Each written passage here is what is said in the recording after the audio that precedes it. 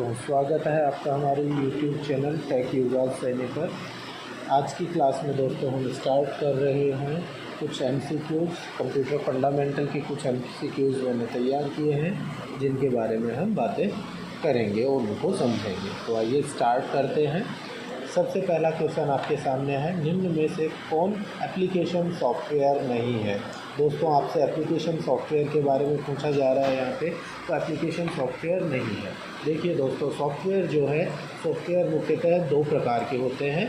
पहला होता है आपका सिस्टम सॉफ्टवेयर और दूसरा आता है आपका एप्लीकेशन सॉफ्टवेयर। सिस्टम सॉफ्टवेयर वो सॉफ्टवेयर और प्रोग्राम्स होते हैं जिनकी सहायता से सिस्टम या कंप्यूटर को ऑपरेट किया जाता है, संचालित किया जाता है और कंट्रोल किया जाता है। और एप्लीकेशन सॉफ्टवेयर और प्रोग्राम वे प्रोग्राम और सॉफ्टवेयर हैं जिनकी आवश्यकता या नीड यूज़र को होती है या यूज़र उनको काम में लेता है। इन एप्लीकेशन सॉफ्टवेयर्स को हम एंड यूज़र सॉफ्टवेयर्स के नाम से भी जानते हैं। तो यहाँ हमें देखना है, लाइनेक्स आपका ऑपरेटिंग सिस्टम है जो कंप्यूटर को ऑपरेट करने के लिए काम में लिया जाता है। इसके लिए ये आपका राइट आंसर हो गया है। इसके अलावा हम बात करें वर्ड प्रोसेसिंग, तो ये MS वर्ड प्रोग्राम है। दूसरा है एक्सेल प्रोग्राम। तीसरा आपका MS पेंट प्रोग्राम, जो कि आपके एप्लीकेशन प्रोग्राम्स कहलाएंगे। सेकंड क्वेश्चन इसके बाद में आपका आता है, कंप्यूटर को प्रयोग योग्य बनाने वाले प्रोग्राम्स क्या कहलाते हैं। यहाँ पूछा है कंप्यूटर को प्रयोग योग्य बनाने वाले प्रोग्राम या सॉफ्टवेयर। तो प्रयोग वाले सॉफ्टवेयर अभी मैंने बात की थी, फर्स्ट आपका जो क्वेश्चन था उसमें हमने बात की थी कि जो सिस्टम को या कंप्यूटर को ऑपरेट करने से रिलेटेड प्रोग्राम्स होते हैं वो होते हैं आपको कंप्यूटर को प्रयोग में लेने योग्य बनाने वाले प्रोग्राम्स। तो इसका आंसर आपका होगा सिस्टम सॉफ्टवेयर। इसके अलावा एप्लीकेशन सॉफ्टवेयर जैसे आपके वर्ड, एक्सेल, पावर पॉइंट हो गया, पेंटिंग, ड्राइंग, MS नोटपैड हो गया, वो सब आपके एप्लीकेशन सॉफ्टवेयर है। प्रोग्रामिंग लैंग्वेज जैसे C++, VB, जावा, C#, बेसिक, कोबोल, वो आपकी प्रोग्रामिंग लैंग्वेज हैं। और फर्मवेयर आपके वो सॉफ्टवेयर होते हैं, प्रोग्राम होते हैं जो फ्रीली यूज़ किए जाते हैं, जो कि एप्लीकेशन सॉफ्टवेयर की कैटेगरी में आता है। तो इसका आपका जो राइट आंसर है वो है आपका सिस्टम सॉफ्टवेयर। नेक्स्ट इसके बाद में थर्ड क्वेश्चन आपका आता है, निम्नलिखित में से प्राइमरी मेमोरी का उदाहरण है। दोस्तों, हमें मेमोरी के बारे में बताना है और मेमोरी में भी हम प्राइमरी मेमोरी की बात कर रहे हैं। तो प्राइमरी मेमोरी में मेनली आपका आता है पहला रैम, दूसरा आता है रोम और तीसरा आता है इसके बाद में आपका कैश मेमोरी। तो यहाँ देखिए, पेन ड्राइव जो है आपकी सेकेंडरी मेमोरी है, हार्ड डिस्क क्या है आपकी सेकेंडरी स्टोरेज डिवाइस है या सेकेंडरी मेमोरी है, और SSD ड्राइव जो है वो भी आपकी सेकेंडरी स्टोरेज डिवाइस है। तो ऐसे में इसका जो राइट आंसर आएगा आपका वो है रैम। नेक्स्ट क्वेश्चन इसके बाद में आपका आता है, निम्नलिखित में से सेकेंडरी मेमोरी का उदाहरण नहीं है। यहाँ आपको सेकेंडरी मेमोरी का उदाहरण नहीं बताना है, आपको प्राइमरी मेमोरी का उदाहरण बताना है। तो पेन ड्राइव आपका सेकेंडरी स्टोरेज डिवाइस है, हार्ड डिस्क आपका सेकेंडरी स्टोरेज डिवाइस है और SSD आपका सेकेंडरी स्टोरेज डिवाइस है। ऐसे में राइट आंसर आपका आ जाएगा रोम। ओके, नेक्स्ट आपको एक और बात बतानी है, पेन ड्राइव जो है वो किस प्रकार का सेकेंडरी स्टोरेज डिवाइस है। ये चीज़ आप हमें कमेंट करके बताएंगे। नेक्स्ट क्वेश्चन इसके बाद में आपका आता है, कैश मेमोरी होती है। बात मेमोरी की चल रही है। मेमोरी में मैंने दो प्रकार की मेमोरी बताई थी, पहली प्राइमरी मेमोरी है आपकी और दूसरी सेकेंडरी मेमोरी है। ठीक है, तो यहाँ मेमोरी जो है कैश मेमोरी है वो किस प्रकार की मेमोरी है, आपकी प्राइमरी मेमोरी है, आपकी सेकेंडरी मेमोरी है, हार्ड डिस्क का कोई पार्ट है या इनमें से कोई नहीं। तो दोस्तों, आपकी जो कैश मेमोरी है वो कौन सी मेमोरी होती है, प्राइमरी मेमोरी होती है। नेक्स्ट क्वेश्चन इसके बाद में आपका आता है, कंप्यूटर में बूटिंग किसे कहते हैं। बूटिंग ये आपका OS से रिलेटेड क्वेश्चन आ गया। कंप्यूटर के अंदर जब OS लोड होता है, ऑपरेटिंग सिस्टम को हम लोड करते हैं, तो उस प्रोसेस को हम बूटिंग के नाम से जानते हैं। तो यहाँ देखना है, कंप्यूटर को स्टार्ट करने की प्रक्रिया, कंप्यूटर को बंद करने की प्रक्रिया, कंप्यूटर में कोई प्रोग्राम चलाने की प्रक्रिया या इनमें से कोई नहीं। तो दोस्तों, हमें बताना है कंप्यूटर में बूटिंग क्या होती है। तो दोस्तों, बूटिंग क्या होती है, कंप्यूटर को स्टार्ट करने की प्रक्रिया को हम बूटिंग के नाम से जानते हैं। कंप्यूटर को स्टार्ट करने या रीस्टार्ट करने की प्रक्रिया को हम क्या कहते हैं, बूटिंग के नाम से जानते हैं। नेक्स्ट क्वेश्चन आपका है कंप्यूटर में कोल्ड बूटिंग क्या होती है। दोस्तों देखो, बूटिंग के अंदर अब आपके दो शब्द इसमें आते हैं। पहला आता है कोल्ड बूटिंग और दूसरा आता है वार्म बूटिंग।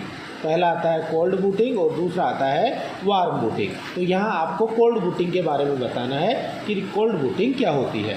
तो हम आंसर्स पढ़ते हैं। कंप्यूटर को स्टार्ट करने की प्रक्रिया, कंप्यूटर को बंद करने की प्रक्रिया, कंप्यूटर में कोई प्रोग्राम चलाने की प्रक्रिया, या इनमें से कोई नहीं। तो दोस्तों आपको बूटिंग के लिए पूछा है, तो बूटिंग का मतलब मैं पहले बता चुका हूँ कि कंप्यूटर को चलाने की प्रक्रिया को बूटिंग कहते हैं। और इसमें भी आपके दो नाम आ रहे हैं, पहला आ रहा है कोल्ड बूटिंग और दूसरा आपके सामने आ रहा है वार्म बूटिंग। कोल्ड बूटिंग का मतलब है आपका कंप्यूटर पहले से बंद है और फर्स्ट टाइम आप उसको स्टार्ट करते हो, या स्टार्ट करने की जो प्रोसेस है उसे आप कोल्ड बूटिंग के नाम से जानते हो दोस्तों। और वार्म बूटिंग का मतलब है जो कंप्यूटर ऑलरेडी आपके पास रन कंडीशन में है या चल रहा है और उसी को आप बंद करके दोबारा चलाते हो या रीस्टार्ट करने की जो प्रक्रिया होती है उसे हम वार्म बूटिंग के नाम से जानते हैं। तो यहाँ दोस्तों कोल्ड बूटिंग के बारे में पूछा है, तो कोल्ड बूटिंग है आपकी कंप्यूटर को स्टार्ट करने की प्रक्रिया को हम क्या कहते हैं, कोल्ड बूटिंग के नाम से जानते हैं। नेक्स्ट क्वेश्चन इसके बाद में आ रहा है कंप्यूटर में वार्म बूटिंग क्या कहते हैं। दोस्तों अभी हमने बात की है कंप्यूटर में वार्म बूटिंग क्या होती है, कंप्यूटर को रीस्टार्ट करने की प्रक्रिया को हम क्या कहते हैं, वार्म बूटिंग कहते हैं। तो ऐसे में इसका राइट आंसर आ जाएगा सेकंड। नेक्स्ट क्वेश्चन इसके बाद में है मेमोरी को मापने की सबसे छोटी इकाई क्या है। देखिए दोस्तों, कंप्यूटर को मापने के लिए अलग अलग इकाइयाँ बनाई गई है। कंप्यूटर में जो मेमोरी है, ठीक है, तो मेमोरी को मापने की अलग अलग इकाइयाँ बनाई गई है। इसमें आपको ध्यान में रखना है कि कंप्यूटर कौन सी भाषा को काम में लेता है, बाइनरी लैंग्वेज को काम में लेके चलता है। और बाइनरी का जो बेस होता है वो बेस होता है आपका 2, और उसके अंदर आपके कौन कौन से कैरेक्टर्स आते हैं। पहला आपका 0 कैरेक्टर आता है और दूसरा आपका 1 कैरेक्टर इसके अंतर्गत आता है। तो यहाँ आपको ध्यान रखना चाहिए कि ये आपके क्या है, बाइनरी कोड है। पहला 0 है और दूसरा आपके सामने 1 है। तो यहाँ आप ये कहोगे कि आपने 0 को कहीं स्टोर किया है या आपने 1 को कहीं स्टोर किया है। तो ये आपने क्या किया है, बाइनरी कोड्स को कंप्यूटर की मेमोरी के अंदर स्टोर किया है। कहाँ किया है, बाइनरी कोड्स को कंप्यूटर की मेमोरी के अंदर स्टोर किया है। तो किसी एक बिट को या एक बाइनरी कोड को एक जगह स्टोर करने, कंप्यूटर की किसी मेमोरी में स्टोर करने के लिए जो आंकड़ा काम में लिया जाता है उसे हम बिट के नाम से जानते हैं। उसे हम दोस्तों किस नाम से जानते हैं, बिट के नाम से जानते हैं। नेक्स्ट क्वेश्चन इसके बाद में आपका आता है निब्बल कितने के बराबर है, यानी एक निब्बल जो है वो आपका कितने के बराबर है। तो दोस्तों ध्यान देना है, 1 बिट के बराबर है, 4 बिट के बराबर है, 1 बाइट के बराबर है और 1024 बाइट के बराबर है। तो दोस्तों आपका जो एक निब्बल है वो आपका 4 बिट के बराबर है। तो आपका राइट आंसर इसमें हो जाएगा second answer 4 bit. Next question इसके बाद में आपका आता है फर्स्ट जनरेशन के कंप्यूटर्स का मुख्य कंपोनेंट कौन सा है। दोस्तों आपसे कंप्यूटर की जनरेशन के बारे में पूछा गया है और जनरेशन कंप्यूटर की कितनी है दोस्तों, 5 जनरेशन बताई गई है। और उनमें हमें बताना है कंप्यूटर की पहली पीढ़ी या फर्स्ट जनरेशन के बारे में बताना है। तो देखो 5 पीढ़ियों के अंदर कौन कौन से अपने मुख्य कंपोनेंट काम में लिए गए हैं उनके बारे में हम बात करते हैं। सबसे पहला आ रहा है आपके सामने वैक्यूम ट्यूब या निर्वात नली। ये दोस्तों पहली पीढ़ी के कंप्यूटर के अंदर काम में लिए गया कंपोनेंट था। सेकंड इसके बाद में आता है आपका ट्रांजिस्टर, जो कि दूसरी पीढ़ी के कंप्यूटर्स में काम में लिया गया था। तीसरा इसके बाद में आता है आईसी इंटीग्रेटेड सर्किट, जो कि तीसरी पीढ़ी के कंप्यूटर्स में काम में लिया गया है। ये आपका फर्स्ट पीढ़ी का है, ये आपका सेकंड पीढ़ी का है, सेकंड जनरेशन का, और ये आपका थर्ड जनरेशन का है। रजिस्टर्स क्या होते हैं, रजिस्टर्स आपके सीपीयू जो है, सीपीयू के अंदर मेमोरी आती है जिसे आप रजिस्टर्स बोलते हैं। ओके, तो यहाँ आपको बताना है पहली पीढ़ी के अंदर या पहली जनरेशन या फर्स्ट जनरेशन के अपने जो कंप्यूटर्स हैं, इन कंप्यूटर्स का मुख्य कंपोनेंट कौन सा है। तो दोस्तों हमें पता है कौन सा है, वैक्यूम ट्यूब। और दूसरी पीढ़ी का कौन सा है, ट्रांजिस्टर है। और तीसरी पीढ़ी का कौन सा है, आईसी कहलाएगा। नेक्स्ट क्वेश्चन, कंप्यूटर में VLSI का पूरा नाम क्या है। दोस्तों VLSI जो टेक्नोलॉजी है वो आपकी है 4th जनरेशन की। कंप्यूटर की पीढ़ी और पीढ़ियों में आपकी चौथी पीढ़ी आती है जिसका आपका नाम है VLSI। और यहाँ आपसे पूछा है VLSI का पूरा नाम क्या है। तो अभी हम एक एक करके पढ़ते हैं आंसर्स को। वेरी लार्ज स्केल इंटीग्रेशन, अगला है वेरी लार्ज स्केल इंटरनेट, अगला है वेरी लॉन्ग स्केल इंटीग्रेशन या इंटीग्रेशन, और चौथा आपके सामने है none of the above. Okay, तो इसका जो आंसर आएगा, राइट आंसर आएगा दोस्तों, वो है very large scale integration. Next question इसके बाद में आता है VDU का पूरा नाम क्या है। तो यहाँ पूछा है वीडियो। वीडियो दोस्तों किससे रिलेटेड है? डिस्प्ले से रिलेटेड है। वीडियो आपका किससे रिलेटेड है? डिस्प्ले से रिलेटेड है। और इसका पूरा नाम क्या है? Visual data unit, virtual data unit, virtual display unit और इनमें से कोई नहीं। दोस्तों मैंने बताया वीडियो किससे रिलेटेड है? आपका डिस्प्ले से रिलेटेड है, तो डिस्प्ले से रिलेटेड आपका आंसर इसमें एक आ रहा है, वर्चुअल डिस्प्ले यूनिट। तो इसका राइट आंसर हो जाएगा वर्चुअल डिस्प्ले यूनिट।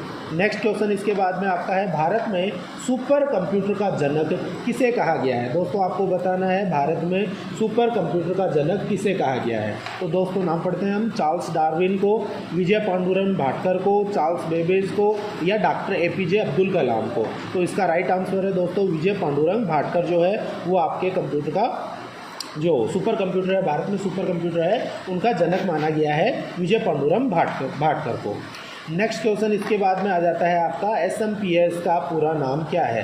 दोस्तों SMPS का नाम हमें बताना है। SMPS दोस्तों कहाँ लगता है? आपका जो CPU है उस CPU के अंदर लगाया जाता है। CPU के अंदर हम लगाते हैं, किसके लिए लगाते हैं? पावर सप्लाई के लिए लगाते हैं दोस्तों। किसके लिए लगाते हैं? पावर सप्लाई के लिए। पावर सप्लाई के लिए आपका ये लगाया जाता है। किसके लिए लगाया जाता है?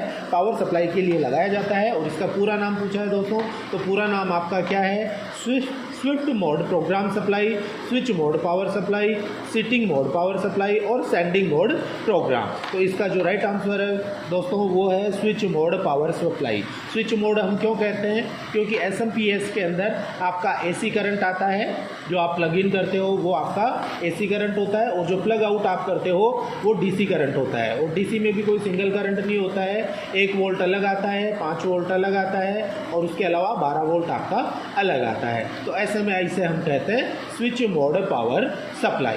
SMPS के बाद में नेक्स्ट आपका क्वेश्चन है, PDF का पूरा नाम क्या है? दोस्तों हम PDF बनाते हैं, हमारा रिज्यूम में हुआ या कोई एप्लीकेशन फाइल्स वगैरह होती हैं, लेटर्स और वगैरह होते हैं, प्रोजेक्ट फाइल्स वगैरह होती हैं, उनका हम क्या बनाते हैं? PDF बना लेते हैं या PDF कन्वर्ट कर लेते हैं MS वर्ड से, पावर पॉइंट से या एक्सेल से, ओके, या फिर किसी दूसरे आप एप्लीकेशन प्रोग्राम से PDF बना के तैयार रखते हो। तो दोस्तों PDF का पूरा नाम आपका क्या है? प्रिंट डॉक्यूमेंट फॉर्म है, पोर्टेबल डॉक्यूमेंट फाइल है, पिक्चर डेटा फाइल है या पिक्चर डिस्प्ले फाइल है। तो दोस्तों इसका जो राइट आंसर है वो आपका है portable document file. Next question इसके बाद में है, लैपटॉप किस श्रेणी का कंप्यूटर है?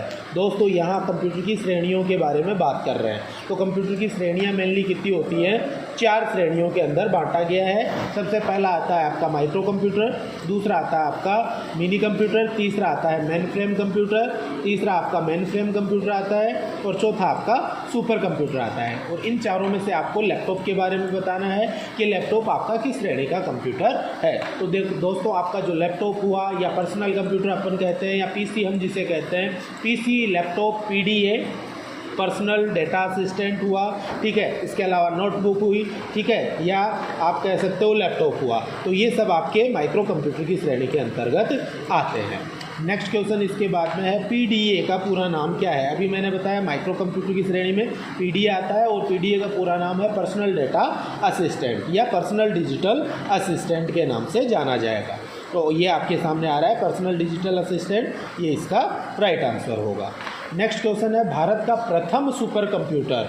दोस्तों भारत का प्रथम सुपर कंप्यूटर कौन सा है? भारत का पहला सुपर कंप्यूटर कौन सा है? दोस्तों मैंने सुपर कंप्यूटर का जनक अभी आपको बताया था विजय पांडुरंग भाटकर के नाम से, और उन्होंने पहला जो सुपर कंप्यूटर बनाया था वो कौन सा बनाया था? परम 8000 के नाम से बनाया था। और कहाँ बनाया था?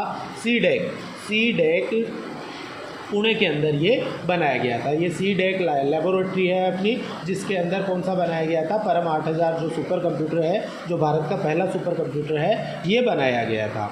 नेक्स्ट क्वेश्चन इसके बाद में आपका आ रहा है, उस व्यक्ति को क्या कहते हैं जो अपनी विशेषज्ञता का प्रयोग गैर कानूनी ढंग से जानकारी लेने के लिए या नुकसान पहुंचाने के लिए दूसरे लोगों के कंप्यूटरों को एक्सेस करता है? यहाँ दोस्तों क्या कर रहा है? देखिए, गैर कानूनी ढंग से क्या कर रहा है? दूसरे लोगों के कंप्यूटर्स को एक्सेस कर रहा है। क्या कर रहा है? दूसरे लोगों के कंप्यूटर्स को एक्सेस कर रहा है, PC को एक्सेस कर रहा है। तो इस प्रकार के व्यक्तियों को हम किस नाम से जानते हैं? हैकर के अंतर्गत हम जानते हैं, या हैकर के नाम से उन्हें हम जानते हैं। नेक्स्ट क्वेश्चन है, मेमोरी में सबसे कम एक्सेस समय है। ओके, मेमोरी में सबसे कम एक्सेस समय किस में लगता है? तो दोस्तों ध्यान रखना, मेमोरी, यहाँ बात हो रही है प्राइमरी मेमोरी के बारे में और सेकेंडरी मेमोरी के बारे में। तो यहाँ आपको इनकी स्पीड के बारे में बताना है। तो सबसे कम एक्सेस समय किस में लगता है? रैम में लगता है, रोम में लगता है, हार्ड डिस्क में लगता है या कैश मेमोरी में लगता है? तो दोस्तों राइट आंसर है आपका कैश मेमोरी, जो सबसे कम एक्सेस टाइम अपना लेती है। ओके, नेक्स्ट क्वेश्चन इसके बाद में आपका आ जाता है कंप्यूटर हार्डवेयर जो आंकड़ों की बहुत मात्रा का भंडारण, किसका भंडारण कर रहे हैं? आंकड़ों की बहुत बड़ी मात्रा का भंडारण कर सकता है, क्या कहलाता है? तो आंकड़ों की सबसे ज़्यादा भंडारण क्षमता देखिए, रैम की बिल्कुल कम होती है, रोम की कम होती है और कैश मेमोरी की उससे भी कम होती है। सबसे ज़्यादा मेमोरी कैपेसिटी किसकी होती है? हार्ड डिस्क की। तो इसका राइट आंसर आपका क्या आएगा? हार्ड डिस्क आएगा। नेक्स्ट क्वेश्चन इसके बाद में है प्रिंटर, कीबोर्ड और मॉडेम जैसी बाहरी डिवाइसेस को किस नाम से जानते हैं? Add on devices, peripheral devices, extra hardware devices या PC expansion slot add ons. तो इसका राइट आंसर आएगा आपका पेरिफेरल्स। जो भी आपके इनपुट आउटपुट डिवाइसेस आप बाहरी लगाते हो, जैसे प्रिंटर आपका आउटपुट डिवाइस आ गया, कीबोर्ड इनपुट आ गया, मॉडेम मॉड्यूलेशन डीमॉड्यूलेशन का काम करता है। तो इस प्रकार की जो बाहरी आपकी जो डिवाइसेज होती हैं उन्हें हम कंप्यूटर पेरिफेरल्स के नाम से जानते हैं। नेक्स्ट इसके बाद में अगला क्वेश्चन आपका आ रहा है रैम निम्नलिखित में से किसका एक उदाहरण है? तो दोस्तों रैम क्या है? आपका प्राइमरी मेमोरी का एक एग्जांपल है। और रैम किसके अंतर्गत आएगी? नॉन वॉलेटाइल मेमोरी के अंतर्गत, वॉलेटाइल मेमोरी के अंतर्गत, कैश मेमोरी के अंतर्गत, CACHE कैश मेमोरी के अंतर्गत या वर्चुअल मेमोरी के अंतर्गत। तो दोस्तों देखो रैम क्या है? रैम आपकी अस्थिर प्रकार की मेमोरी है और अस्थिर प्रकार की मेमोरी क्या कहलाती है? वॉलेटाइल मेमोरी के नाम से जानी जाती है। नेक्स्ट क्वेश्चन इसके बाद में आपका आता है सबसे बड़े से सबसे छोटे क्रम में निम्नलिखित में से कौन सा लिस्टेड है? यहाँ कंप्यूटर की जो मेमोरी है या यूनिट ऑफ मेमोरी है, जो यूनिट ऑफ मेमोरी को आपको दर्शाना है। सबसे छोटी इकाई देखो यहाँ टीबी सही है। टीबी से छोटा कौन सा होता है? आपका जीबी होता है। जीबी से छोटा आपका कौन सा होता है? टीबी से छोटा जीबी, जीबी से छोटा आपका एमबी और एमबी से छोटा आपका केबी है। यहाँ देखते हैं टीबी से छोटा आपका एमबी है और एमबी से बड़ा जीबी है और जीबी से छोटा केबी है। तो ये आपका गलत हो गया। वैसे राइट आंसर आपका ये है जीबी। जीबी से बड़ा आपका कौन सा हो गया? टीबी। आपको बड़े से छोटा बताना है, यहाँ बड़े से छोटा क्रम बताना है। यहाँ उल्टा हो गया, टीबी से छोटा, ठीक है, और एमबी से छोटा। यहाँ टीबी से छोटा जीबी, जीबी से छोटा केबी, परंतु केबी से बड़ा आपका एमबी होगा। तो यहाँ राइट आंसर आपका कौन सा आ जाएगा? टीबी, जीबी, एमबी और केबी। नेक्स्ट क्वेश्चन इसके बाद में आपका आता है किस प्रोग्रामिंग लैंग्वेज को ट्रांसलेटर की ज़रूरत नहीं होती है? हम बात कर रहे हैं आपका प्रोग्रामिंग लैंग्वेज की, और प्रोग्रामिंग लैंग्वेज में हमें बिना ट्रांसलेट किए आपका प्रोग्राम रन हो जाए, इस प्रकार की आपकी कौन सी भाषा होती है? तो इस प्रकार की जो आपकी भाषा होती है उसे हम मशीनी लैंग्वेज में के नाम से जानते हैं। दोस्तों मशीनी लैंग्वेज का मतलब है 0101 की कोडिंग के अंदर आप क्या करते हो? कोई भी कोडिंग और प्रोग्राम राइट करते हो और उनको रन कराने के लिए आपको उसे क्या करने की ज़रूरत नहीं है, ट्रांसलेट करने की आवश्यकता नहीं पड़ती है या ट्रांसलेट करने की ज़रूरत नहीं है। तो इसका राइट आंसर आपका आ जाएगा मशीनी लैंग्वेज। थोड़ा थोड़ा असेंबली लैंग्वेज का भी होता है। असेंबली लैंग्वेज के अंदर आपका 0101 की कोडिंग और साथ में आपका प्लस अल्फ़ाबेटिक कोडिंग जो होती है वो उसके अंदर मिक्स आती है। हाई लेवल लैंग्वेज जो है उसके लिए तो ट्रांसलेटर की आपको ज़रूरत है, जो कंपाइलर होता है या इंटरप्रेटर होता है उनकी आपको ज़रूरत पड़ती है। परंतु यहाँ जो राइट आंसर है दोस्तों वो है आपका मशीनी लैंग्वेज। अगर यहाँ पर मशीनी लैंग्वेज नहीं होता तो इसका हम राइट आंसर देते हैं असेंबली लैंग्वेज। अगर अभी आपके सामने मशीनी लैंग्वेज है तो ऐसा में इसका राइट आंसर हम देंगे मशीनी लैंग्वेज। नेक्स्ट क्वेश्चन इसके बाद में है दुनिया का सबसे पहला प्रोग्रामर किसे माना गया है? आपका कंप्यूटर में या कंप्यूटर की दुनिया में पहला प्रोग्रामर कौन है? चार्ल्स बेबेज, ब्लेज पास्कल, एडा अगास्टा या अगास्टा एडा या हरमन हालोरिथ? चार्ल्स बेबेज आपका क्या है? कंप्यूटर का जनक है।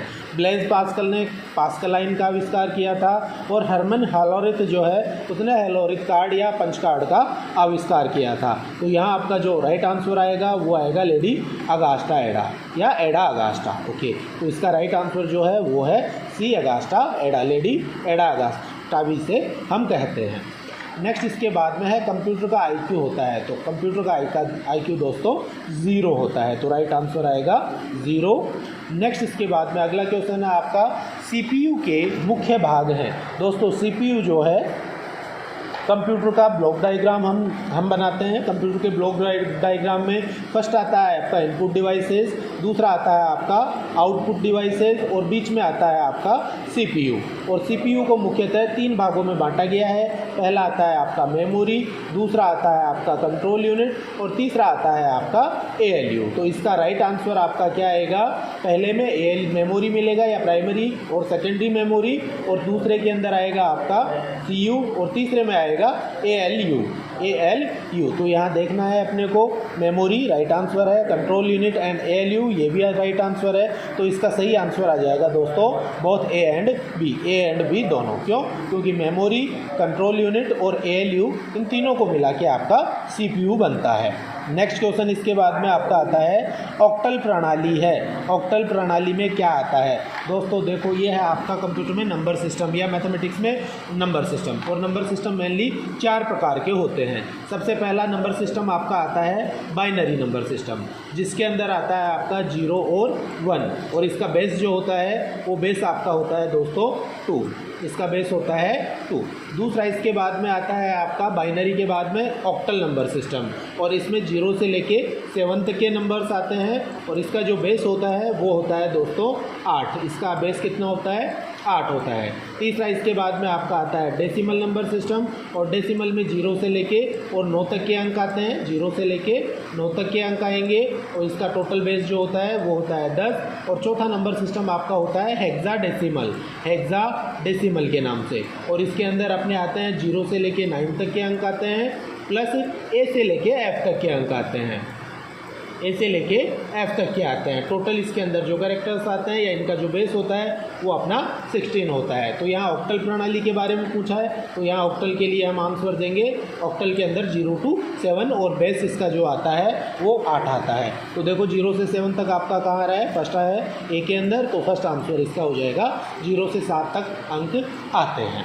नेक्स्ट इसके बाद में अगला आपका क्वेश्चन है कंप्यूटर हार्डवेयर स्पेस में सम्मिलित होता है या हार्डवेयर काय में सम्मिलित होता है।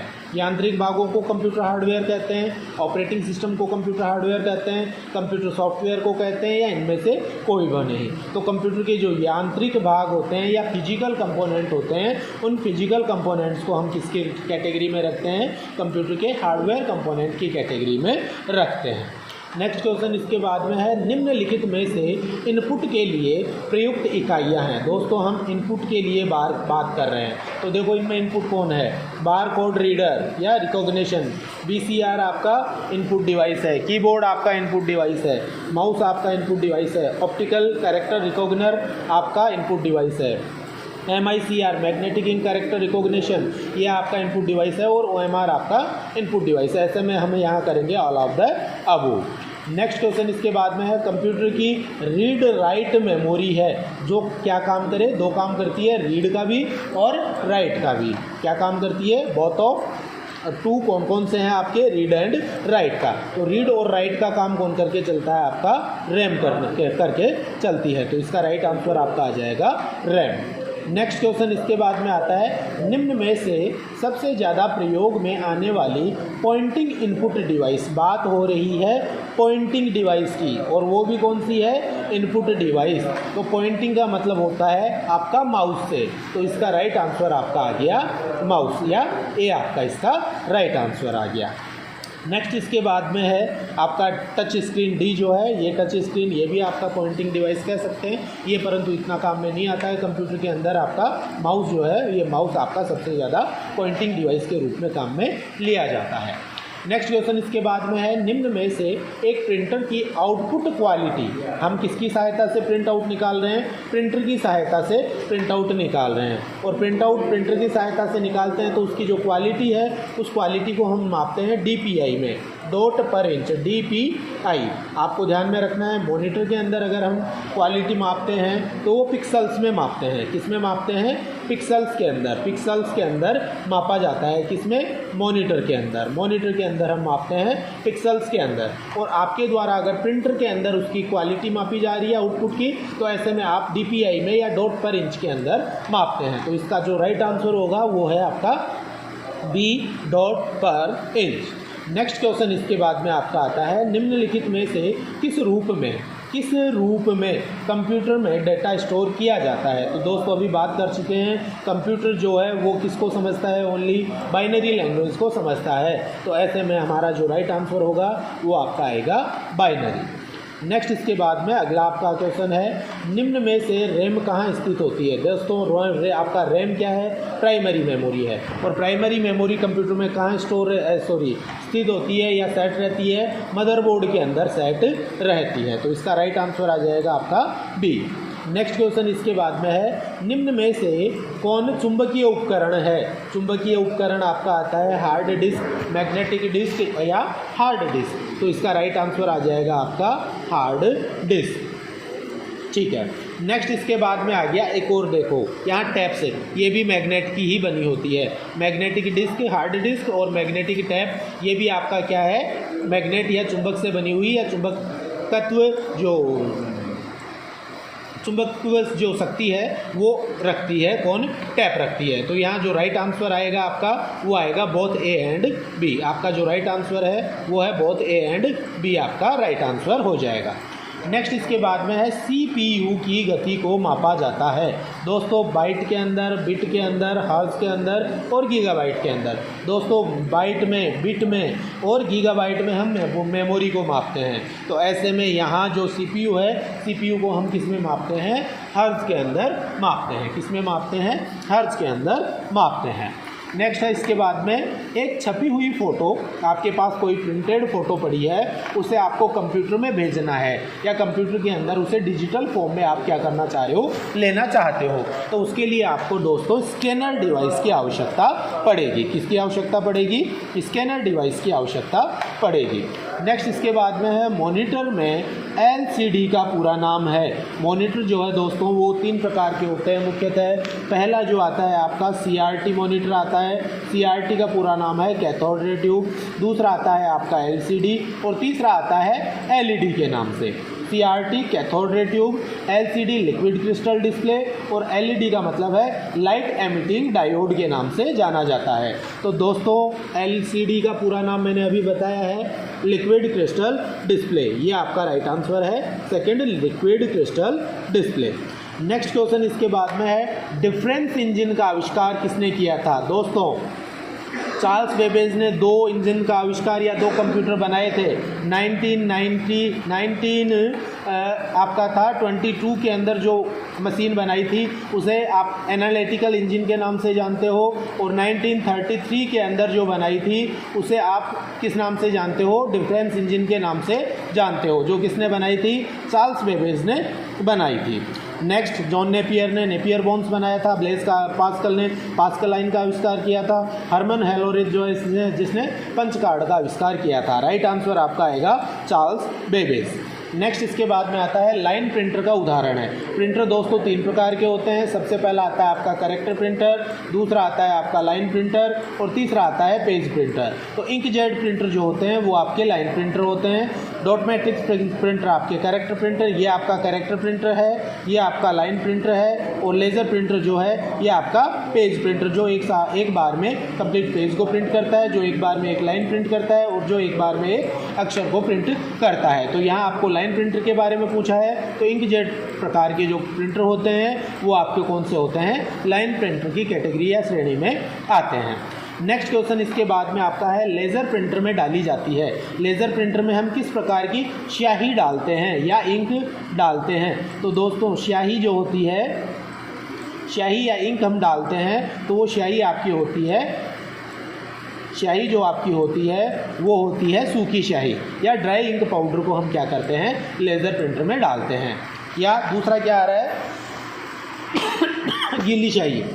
गीली स्याही दोस्तों आपकी डाली जाती है इंकजेट प्रिंटर में, और दोनों प्रकार की, छोनो नहीं है, ये दोनों है। दोनों प्रकार की जो इंक है वो किसी में नहीं डाली जाती है। लेज़र प्रिंटर में सूखी स्याही डाली जाती है और इंकजेट प्रिंटर में गीली स्याही डाली जाती है। तो यहाँ राइट आंसर आपका कौन सा आएगा? सूखी स्याही। नेक्स्ट क्वेश्चन इसके बाद में है आपका ALU का क्या काम है। दोस्तों ALU की पूरी फुल फॉर्म आपका है या पूरा नाम है अरिथमेटिक लॉजिक यूनिट, अंकगणितीय और तार्किक इकाई। तो यहाँ इसका काम क्या है? अरिथमेटिक वर्क भी करता है ये और लॉजिकल वर्क भी करके चलता है। अंकगणितीय और तार्किक काम, अंकगणितीय का मतलब गणितीय काम और लॉजिकल तार्किक जो यस नो से रिलेटेड काम होते हैं उन्हें हम लॉजिकल वर्क कहते हैं, या तार्किक काम या तर्क संगत क्वेश्चन से रिलेटेड आते हैं। तो यहाँ इसका जो राइट आंसर आएगा वो आएगा बोथ A एंड B।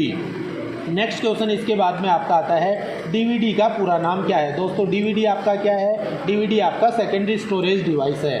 क्या है? सेकेंडरी स्टोरेज डिवाइस आपका क्या है? DVD। और DVD का पूरा नाम है डिजिटल वर्सेटाइल डिस्क। क्या है दोस्तों? Digital versatile disc. और DVD की जो कैपेसिटी होती है वो होती है 4.7 GB। DVD की पूरी कैपेसिटी क्या होती है दोस्तों? 4.7 GB होती है। नेक्स्ट क्वेश्चन इसके बाद में आपका आ रहा है CDEC द्वारा निर्मित भारत का प्रथम सुपर कंप्यूटर कौन सा है। तो दोस्तों CDEC द्वारा पहला कंप्यूटर कौन सा बनाया गया था? सुपर कंप्यूटर आपका परम 8000 बनाया गया था, जो कि भारत का पहला सुपर कंप्यूटर भी कहलाता है। नेक्स्ट इसके बाद में क्वेश्चन है स्क्रीन पर सॉफ्टवेयर के छोटे चित्रीय प्रारूप को क्या कहा जाता है। स्क्रीन के ऊपर दोस्तों जैसे डेस्कटॉप स्क्रीन के ऊपर आपके कई प्रोग्राम्स हैं और उन प्रोग्राम्स का आपने क्या बना रखा है? छोटे छोटे प्रारूप बना रखे हैं या लोगो बना रखे हैं। उन्हें हम किस नाम से जानते हैं? टूल के नाम से जानते हैं, मैप के नाम से जानते हैं, लोगो के नाम से जानते हैं या आइकॉन के नाम से जानते हैं। तो राइट आंसर है इसका आइकन के नाम से जानते हैं। नेक्स्ट इसके बाद में है क्वेटी के संबंध में उपयोग किया जाता है। तो ये कीबोर्ड के अंदर देखना दोस्तों, ऊपर वाली जो आपकी लाइन आती है QWERT, इधर आता है POIUI। तो ये किससे संबंधित है? आपका कीबोर्ड से संबंधित है। किससे संबंधित है दोस्तों? कीबोर्ड से संबंधित है। आज का लास्ट जो क्वेश्चन है वो आपके सामने आ गया है, 50 नंबर क्वेश्चन। निम्नलिखित में से कौन से वर्ग के कंप्यूटर माइक्रो प्रोसेसर का प्रयोग करते हैं। दोस्तों बात कर रहे हैं हम माइक्रो प्रोसेसर कंप्यूटर की, और माइक्रो प्रोसेसर कौन सी श्रेणी में या कौन सी जनरेशन में आया था? 4th जनरेशन या चौथी पीढ़ी के अंदर जो कंप्यूटर आए थे या चौथी पीढ़ी के जो कंप्यूटर्स हैं उनके अंदर आपका माइक्रो प्रोसेसर या VLSI का प्रयोग किया गया था। तो ऐसे में इसका जो राइट आंसर आएगा आपका वो आएगा चौथी पीढ़ी के कंप्यूटर। दोस्तों आशा करता हूँ आज की वीडियो में आपने 50 क्वेश्चन अच्छे से क्लियर किए होंगे। इनमें कोई भी समस्या है या किसी भी प्रकार का आपको डाउट रहता है तो वो आप कमेंट की सहायता से मुझसे क्लियर कर सकते हैं।